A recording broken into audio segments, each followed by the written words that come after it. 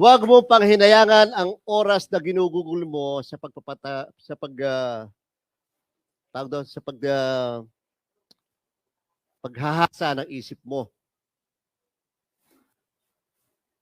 Kahit na ilang oras ka na nakaupo dyan at ilang oras ka pang uupo dyan, ang importante, naging productive itong araw na to na magagamit mo bukas papunta sa mga pangarap mo. Tama po? Mabuti na nag-consume ka ng oras dito kaysa nag-ubos ka ng oras na nagtotongit o nagmamadyong na hindi naman makakatulong sa pag-abot ng mga pangarap. Tama po? So muli po, ang pangarap, pinaglalako. Hindi pinag-iisipan. Always ask for His guidance, hard work, believe in yourself, commitment. Again, believe in yourself.